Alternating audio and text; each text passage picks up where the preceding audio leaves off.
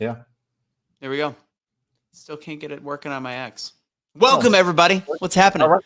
What's going on? Cash, what are we doing? What are we doing right now? Why are Well, we really, here? we're just doing a prelude to the show that's going to be coming on later. Then we're going to go live again. Like this one, we're just telling you that we're going to be going live and what we're going to be talking about. Touch on a little bit right now, but we're going to save it for later. Yeah. So we're going to be talking tonight more about the VP pick. JD Vance has been selected. Big news. Although he was, which I found it odd. Like people know things. He was the Vegas favorite. When you look at the odds makers, they bet on who's going to be the VP. He was the favorite as of about a month ago. He took the lead. So clearly they know stuff that we don't know.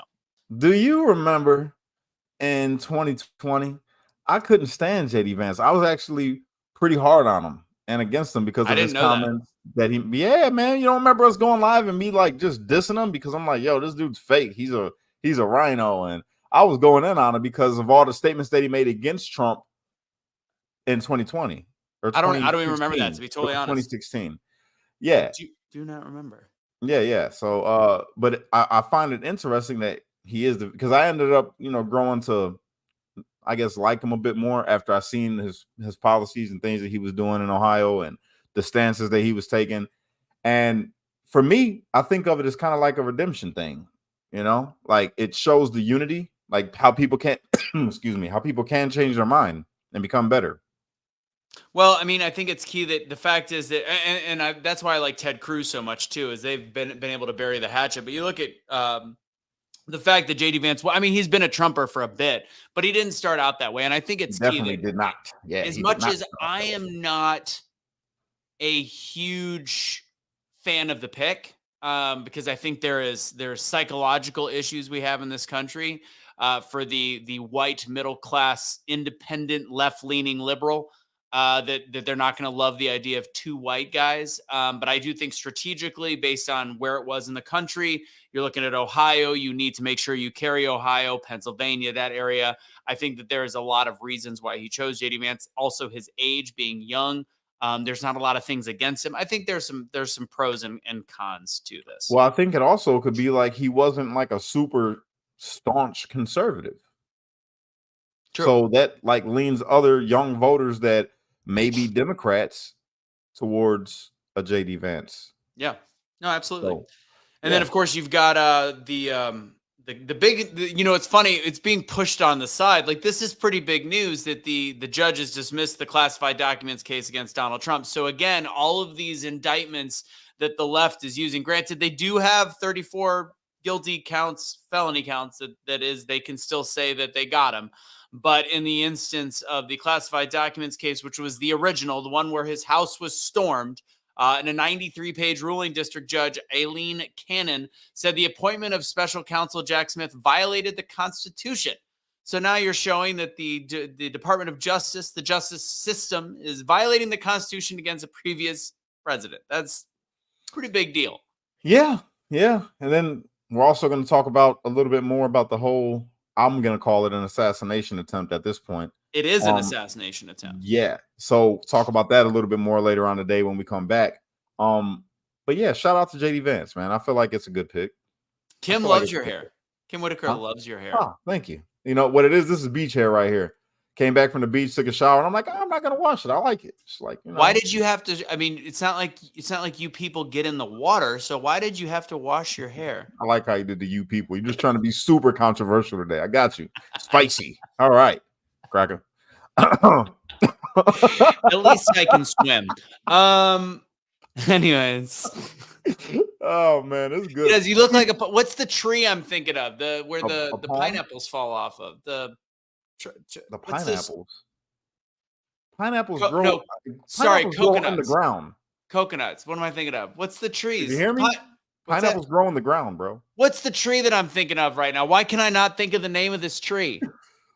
I don't know. Coconut tree? A palm tree? Palm tree. Oh, you look like a palm tree. Look at that. Mr. White Man, uneducated. Look at you. You're a liberal. I just realized my microphone's way the hell up.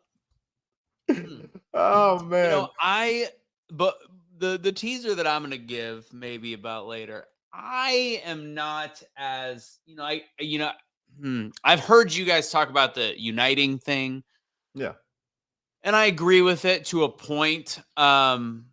At the same time, and it's funny, like I almost felt validated when I've listened to about half of Steven Crowder's yesterday. Like part of me is at the point where I'm happy that Trump's message is uniting. I think that that's key. I think that really makes him look really good right now. As an individual, I think there's a level of responsibility to keep the temperature low.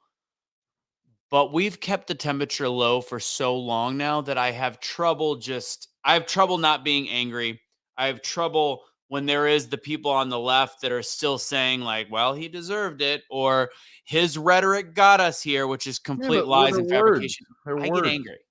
I get it. I understand, but that's because you got feminine ways about you. You know, I don't get bothered by that. Let them have their opinion. I don't care. Fuck their opinion. But let it It's but just this. You can't let it divide you, bro. You It can't. doesn't divide me. What Listen, it does make me it pushes me. What's the DEFCON level? It pushes me one step closer to what could potentially be the inevitable in this country.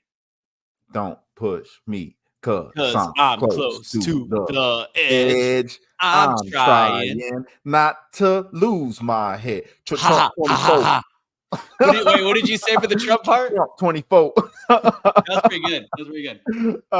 No, but I understand what you mean, bro, right? But this is my thing. I shared a video today. Did you see the reel?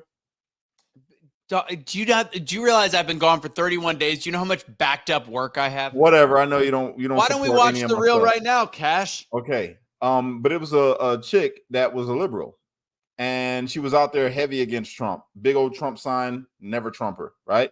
And she came out and she's supporting Trump and believes everything good about Trump now. And she showed like the compare and contrast from her before to her now and how she upgraded her level of thought. So if she can do it and I can do it, then anybody can do it. And I have that optimism when I talk, because I talk to a lot of people that are Democrat. A lot of my friends, they're never Trumpers. Well, acquaintances are never Trumpers, but we get along. We get along. And I got faith that as they keep on watching my stuff or digging into the things that really matter, the issues, and looking at policy and looking at the way that the media is, I'm optimistic that they're going to come around and be like, damn, you know what? This is right. This, what they said was wrong over here. So this is the truth. Oh, damn. Maybe I should be listening to these guys a little bit more. You really think at this point, after people have continued to take the information that is in front of them and misconstrue it and twist it, and now I'm okay with people that are still that are peaceful, that are like, I'm very glad nothing happened to them, like Cubans, Mark Cuban's brother, Brian Cuban, who I typically can't stand. He is an far leftist, but he is at the same time being like, this is not a time to celebrate. This like, he's being very serious about the situation. Him and I can disagree on political beliefs, and I'm okay with that right now. The people that are right now doing I'm glad nothing happened to him. Gays? But I see what you did there. The people that are going, I'm glad he did not die. I'm glad, I don't believe in political violence, but he is the guy that had the rhetoric. He is the guy that started this. This is the call for, banning I of ARs. understand. I agree. Those are the people that will not change. Maybe they won't. Maybe they won't. But I'm optimistic that they will. I'm optimistic because here's the thing, right? Not to tie God into everything, but you think about it, right? Every single human being on this planet has an essence of God inside of them. That's the only reason why they're alive. You know what I'm saying? God breathed the breath of life into Adam, as it says in the scriptures. You know, if you want to go to the Quran, it's the same thing. If you want to go into the Torah, same thing, right? All these are in Buddhism. All of it is, everybody's connected, right? So everybody in essence comes from God. So that means that everybody has at least a little bit of good because God is good. So if that little bit of good is there, then there's always the chance that then people can change. That's how I like to look at people. Now, there's some shitty people out there. No, I take that back. There are some people that do some shitty things. I think there's shitty people out there. I think that there's people that do shitty things, and I don't think that people in general are shitty. I think that circumstances lead people to do shitty things and believe shit values and have just the shit morality. That's what I believe. You know what I'm saying? So everybody can change, bro. Everybody. There's not one person in this world that can't change. So, I mean, Yeah, I feel what you mean. I understand. It's just that you can't see that their ignorance is not really their fault. You know, you got a lot of people that are raised on the TV. It's Depending on the not their type of fault. parents you had, you were watching the news all the time, shaping your beliefs. Then you probably went to a public school, and the people around you believe the same shit. And this is just your environment. That's where the term product of your environment comes. So then when you become an adult, you don't know how to critically think. You have everybody that's been doing the thinking for you for so long, you can't critically think about shit. So you're stuck in this reality that's false. Yeah, I get what you're saying. And it's the same as people that go through trauma. It's not necessarily their fault why they believe the way that they do, but it is their responsibility to start using their fucking brains. But how do they know that? You know that. I But didn't know we that at one point. but there's a lot of people like us, and there is it's difficult. There is people that and I'm talking again, I'm not talking about somebody that only watches MSNBC and CNN and they're brainwashed, whatever. The people that will come to my personal page or come to our shows or come and still continue to troll, those people no longer provide value, I believe, to this world. I have to say that. It sounds terrible.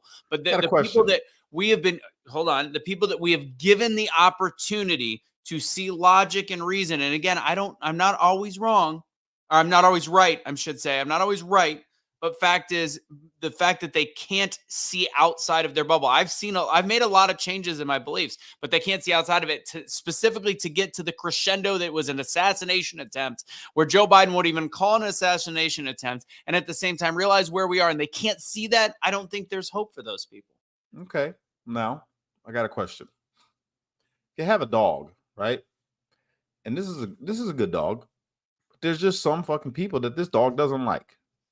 This dog goes out one day and bites a kid because the kid and the dog was trained, right? But the kid was doing something that the dog is trained to bite this kid if he does it, or any person that does this, right? And that dog that's yours, and you know it's a good dog, bites that damn kid. You gonna put that dog down? What did the kid do to incite it? I don't know. Maybe the kid had a plastic gun, and your dog thought it was a real gun because your dog is trained to attack people with guns. Well, the kid caused it for his But stupidity. he had a plastic gun though. The kid wasn't doing nothing wrong. He was just outside playing cops and robbers. The question: are you going to put that dog down? No. No, because you know that dog is good and it was just doing what it was trained to do.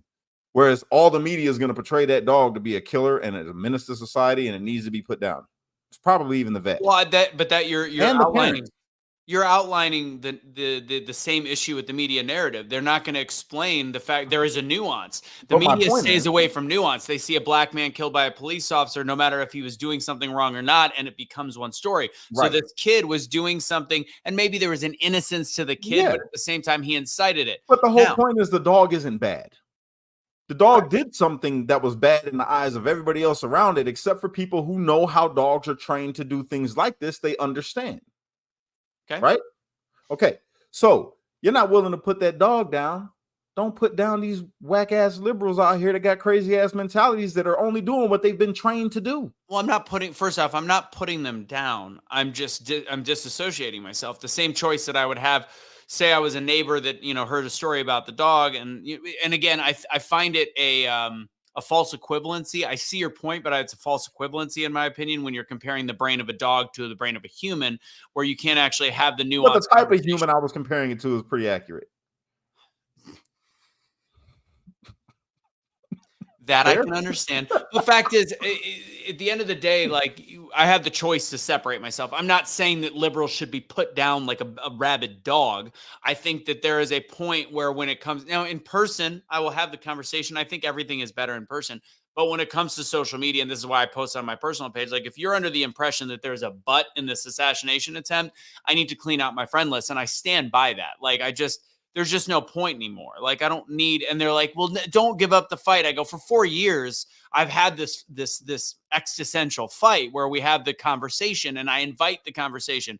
But because of this, the bravado they have behind the computer screen and the inability to have a conversation, I just don't need that stress anymore. Did you just say butt assassin? Butt assassin. I didn't even realize that. Maybe I did. That was good. But no, I like I say, I feel where you're coming from, bro. But I mean, I look at them like, I don't know, like people that aren't people yet. You know what I'm saying? That's how I kind of look at it. They're like, you have adults and then you have children, and then you have children that got no upbringing. You know what I'm saying? And it's I like thought you were saying they were still in the womb, because then we could have a whole pro-choice, pro-life debate. but you get what I mean. They're Yeah. like their level of thinking. So with all of that, with you knowing you and how far we've come and all this thing, the greater responsibility and the burden lies upon you, not to engage them the same way that they engage us. And that's my thing. You know what I'm saying? Like, unless they touch me, like you touch me and you're gonna catch the worst ass whooping of your life. Guaranteed. That's just me. That's who I am. You know what I'm saying? That's why I don't like when people touch me. I could take any kind of insult. You say whatever you want, just don't touch me, because then I gotta whoop your ass. And I'm on probation right now, and I can't afford to go back to prison. I don't think I would for an ass whooping, but still, don't want to take the chance. So just don't touch me. But other than that, the words, bro, like they got words. That's all they got. That's it. That's all they got is words. And then sometimes, like school shooters, but that's rare. Like what happened with Trump the other day with the dude. That's a rare occurrence, very rare occurrence. And there's a lot of them that ain't like them. They just have been adopted this mentality of liberal is the best way, and we have to save black people because it's our duty because of our white guilt. And and I can understand it because of the history that they read. Because of the history that they read, they feel this way. They're like, yo, I don't want to be somebody like them. And I get that. They want to disassociate themselves from white masters that they never met.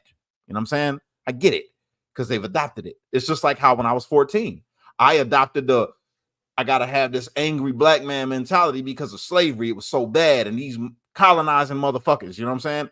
And I get it, but I grew past it.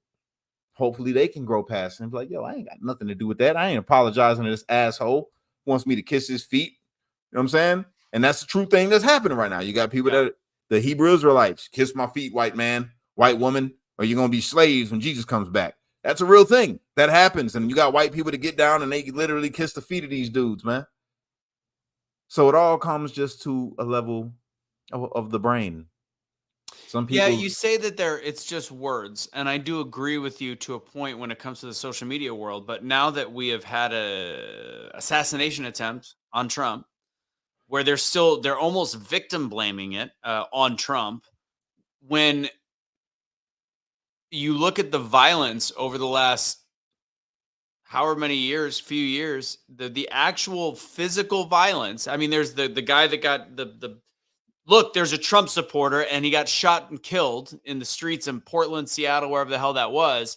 I think it's gone past the computer screens, and the level of the temperature is at a very high level from their side of the room. And it's to the point where it's like, there's only so much peace and calm we can have, to the point where, like, right now, like, I mean, if somebody confronts me, I know I can't be the first to punch, but I sure as shit, I'm not going to hold my temper and push and not punch back. It's all because, like I say, bro, it's this fucking conditioning. When people have a different understanding of history, they look into it themselves. Like I've been looking over this shit from the 1600s, right? You know how they like to use the 1619 project and the first slave ship and all that shit, right?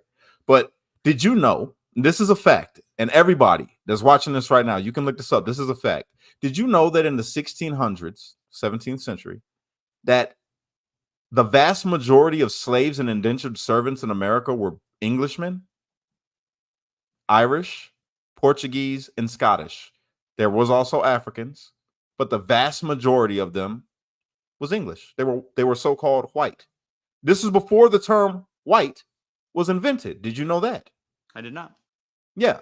So the only people who were considered to be white, which was a status, not a color at the time, was the elite.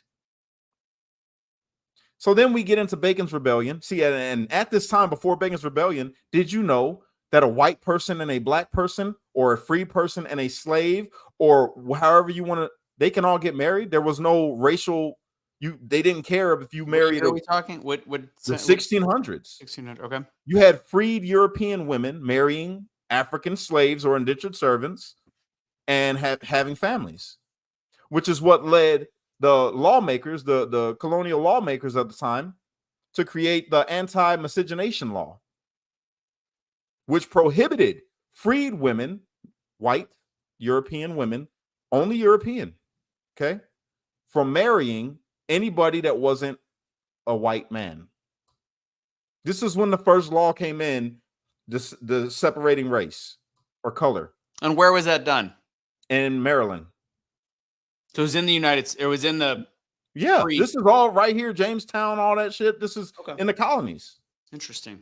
Yeah. So then the first time that you will see the word white in law is in 1664. 1664. I wrote it down. Did I write it down? So weird somewhere.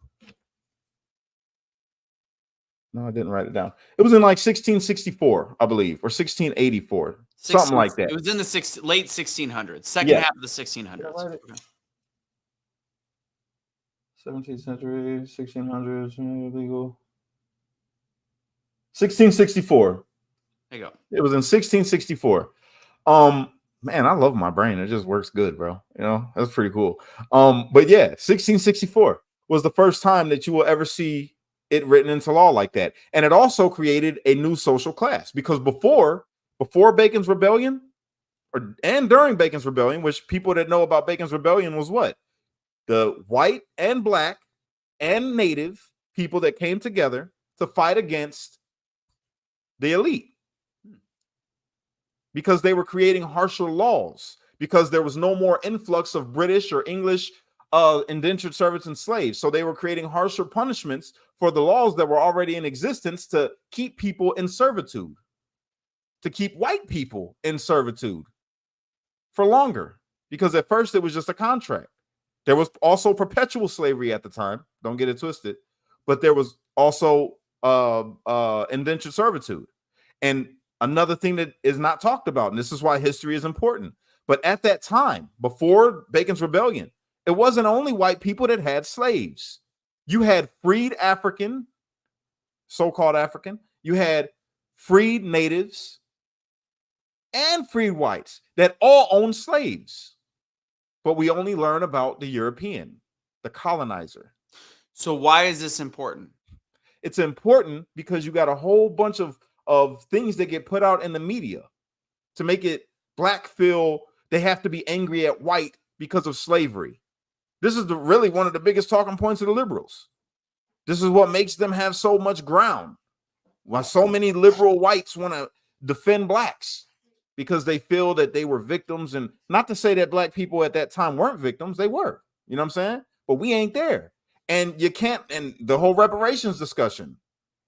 How you gonna, what black families that come from the slave masters of black slave owners are gonna pay reparations? And how come you're charging Americans with reparations that aren't no longer alive? You know what I'm saying? The shit goes deep. How come the natives ain't got to pay reparations for the people that they had enslaved? There was a bunch of native slave owners. They're not talked about.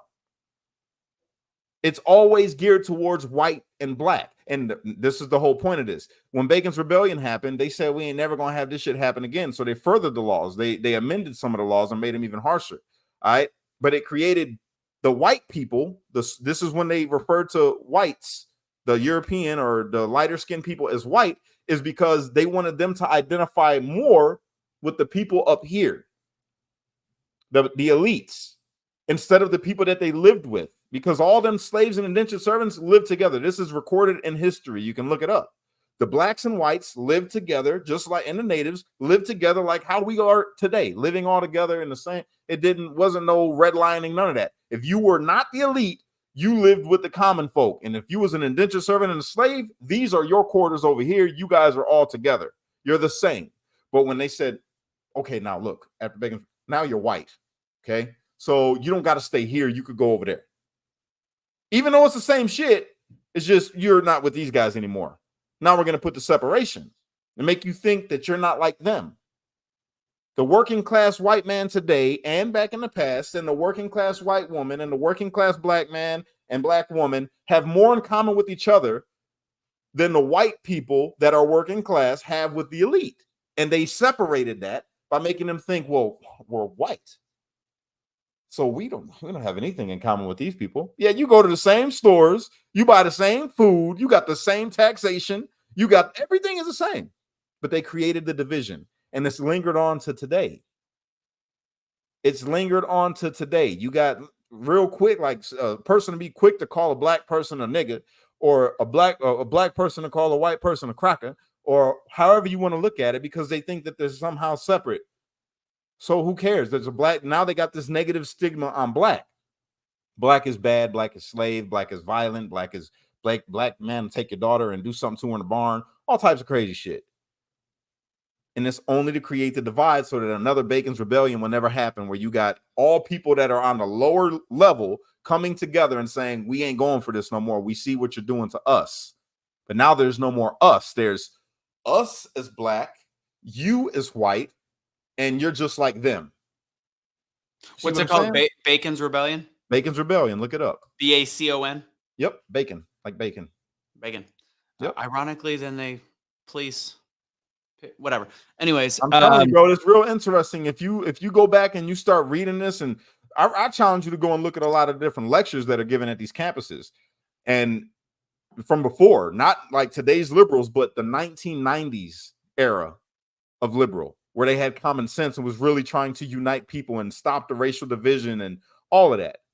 Them are the ones that are the most interesting to me, and they're the most informative, and they cite everything of where you can get the books to read, and it's just like, damn, how come we're not taught none of this? How come you only hear about a white slave owner? How come they don't talk about Madam Johnson? How come they don't talk about the I forget the native guy's name that had a big ass slave plantation? How come they don't talk about anybody other than white? They cannot allow the proletariat to rise up. Exactly. So all of that shit's important to understand where we are today and why, like, a lot of the, well, I'm not going to say a lot, but some black people in this country have a stigma of, like they got that victim shit. Like, we made it through so much. But on the other side, you don't see Irishmen that come from a line of people that were indentured servants that had to work their ass off, or actual perpetual slaves, because there was Irish people that were perpetual slaves as well. Yeah. So it's like, once you start to see this shit, you could see where the division starts to happen and how they created the victimhood and how they created the mentality in the minds of all American people. It's fucking insane. Yeah. Down to the present, like, what was it, the 60s when they started redlining? Or no, yeah, like the 60s, something like that. I got the book back there. I got to read it again. But they were doing the redlining, and it was the same thing. We work at the same factory, white man. We work at the same factory, black man. You can't move into my neighborhood because you's a nigga. Real estate agent, don't rent to niggas. Not in this area. That was what they literally told them. Why? Because then people will start to relate with each other. And I'm like, oh shit, we got a lot in common. I like Daryl. I fucking like Brad. I like Brad. He's all right. You know what I'm saying? And you start to, you get just like what is today. Look at me and you. We should have never fucking met, according to like how statistics go. Like, one of my best friends, or my daughter's fucking godfather. You feel me? Yeah. And it ain't got shit to do with this. We make jokes, like me and you, we joke around a lot racially, but yeah, it's what friends do. We joke, we talk shit.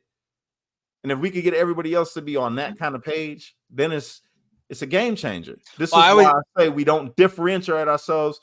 Like, we don't separate ourselves to the point where we can't have a conversation with the other side. Well, I could always have the conversation in person. That's not what I'm saying. I'm just like, the social media divide has gotten to the point where it's like, this isn't going to do anything anymore. And honestly, I find it funny that like there is the leftists, the trolls, they'll come in and be like, I'm racist, I'm whatever, despite you being on here. But it's so funny because the people that I like, if I'm at a store, if I'm at a bank or whatever, the people that I have the most fun with, and I believe they have the most fun with me, typically are black people. Like, it's hilarious. Like, they're just, there's a spirit. We're cool. Cool. There's a spirit to black people that's just different. Like, and it's just, and that's why I like black speakers often more than white speakers, because I think that there's more soul in the way they do things. Flavor, bro. Look what we did with Christianity. I mean, we turn up, bro. We turn up. That's good. All right, we're at 30 minutes. We're gonna be doing something with Casey later, probably around 6. That's the goal, and then I'm gonna make dinner after. But we'll do it. We'll go over these things. We're gonna do a lot this week, obviously, with the RNC. In fact, there's a big deal. Yes, the black man, was it Johnson? Johnson was the first slave owner, right? No, he wasn't the first. He was probably the first, maybe black slave owner recorded or something, but he wasn't the first slave owner. The first slave owners in America was Europeans and natives. I thought he was the first recorded slave owner was a black guy. I always thought that was the story. I have to look into it. I can't really say for sure. I'd have to go back and look, but it doesn't matter. There was a bunch other people other than Johnson, is my point. Like, there was a bunch. They just don't talk about them. If you look into history, you'll be fucking shocked. You will be shocked, bro. But then the other thing that really blows my mind is they don't look at the people that had successful lives. Like, you go back and you look into the 1700s, when Benjamin Banneker was enlisted, and Benjamin Banneker's mother was or grandmother was an Irish woman. She was Irish, and she taught him to read and write. They owned their own tobacco farm. His father was black, his mother was white, or mixed, or however you want to look at it. But they owned their own tobacco farm, and came and got enlisted by Washington's cousin to go insert, or Elliot Prescott or some shit, I believe his name was, if I'm not mistaken, came to enlist him to come help him survey the land for Washington, D.C. He got paid a nice little chunk of change for that. Benjamin Banneker. And he was black. And he was free. Was never a slave. It's interesting. There's arguments whether or not he was the first slave owner, because at the time it was the terminology of using slave. It went from indentured servant to slave at this point in 1621. So they're saying that he was actually an indentured servant that became the first actual slave owner. But then there's a lot of brothers that says otherwise. But but fuck them fact checks, bro. You could go back and read diaries from people. There's a lot of shit out there, especially today in the information age. You can go back and read all types of stuff. There was a bunch of people that after they became freed from being indentured servants, became slave owners. And they were of all colors. It wasn't just white people. The only thing that changed is when they created these laws, these anti-miscegenation laws and other laws, it prevented black success after Bacon's rebellion. They did not want blacks to be successful because they needed the ruling class. That's why they didn't like black people that got too smart after that, because they needed a lower class. They created this hierarchy in America. And this is where when you talk to liberals, they have a point in saying that America is systemically racist. And it's because of laws that got passed, like the anti-miscegenation law. That was a literal racist law that was geared towards black people. So there is an instance of systemic racism as we go through America, and you can go back and look at all the different kind of laws that go through, but it doesn't. This is where I will make the debate against them. It does not hold you back unless you fall into the trap. If you fall into the trap of it, yeah, it's gonna hold you back. Yes, it might be a little harder for you to get ahead because of the things that have transpired in the past, and you born into a ghetto. 100%. You got to face different kind of challenges. 100%. But you can rise up, and we've seen it time and time again. Time and time again. So I don't believe in anything can hold me back. I don't believe in the victimhood. I don't believe in none of that. You got to get past it. You didn't live there. You live now. And right now, a lot of people died for you to be able to make a way however you want to make it. So take advantage. That's my thing. Only thing holding you back is from playing in the NBA because you're short. All right. Let's see. We'll see everybody later. I could play baseball without a bat. So you want to be touching balls with your... All right. You said it, not me. We'll see you guys we'll see in a little bit. I don't know, in case he's ready. Peace.